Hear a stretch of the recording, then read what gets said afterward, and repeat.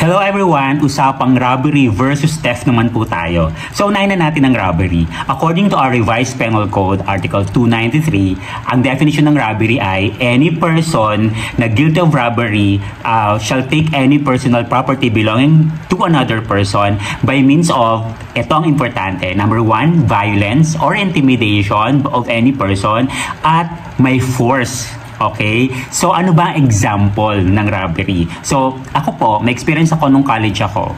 Naglalakad ako sa Novaliches Bayan. Maraming tao noon at may palengke. So, habang lalakad ako, ay biglang may umakbay sa akin at may tinutok sa akin na matalim. So, siguro kutsilyo yon or barel, hindi ko na matandaan. Basta tinutukan ako.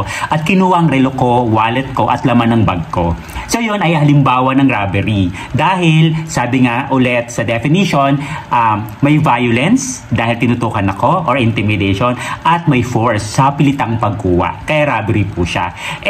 Ano naman po ang theft? So, ang theft naman po ay kabaliktaran niya. According to our revised penal code, Article 308, ang theft naman ay ganun din with intent to gain, pero kabaliktaran ng robbery. Ibig sabihin, walang intimidation, walang violence, at hindi pwersahang kinuha ang bagay. So, ano yung mga halimbawa nito?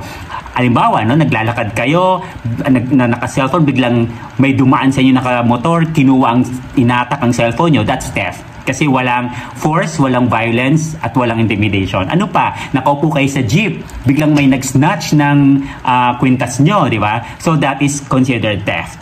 So, palawakin natin ng konti. So, halimbawa, pumasok sa bahay, no? Pumasok sa bahay. Hindi sinira ang pinto, hindi sinira ang bintana, basta nakapasok siya, nakuha niya yung gusto niyang nakawin at nakalabas siya ng malinis, walang sinira, walang violence. 'Yon ay theft.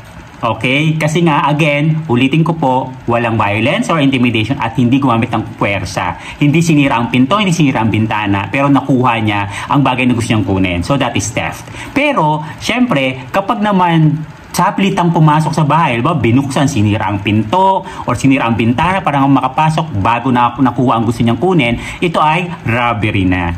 Okay? So, halimbawa, ninakawan na, pinatay pa. So, robbery with homicide yun or murder, depende kung paano pinatay. Okay? Or, pinagnakawan na, ni-rape pa. So, ibig sabihin, robbery with rape. So, yun lang po. Disclaimer lang po, hindi po ako abogado. Ako po ay nag-aaral lang ng ating law dito sa Pilipinas. Dahil, importante ang may alam.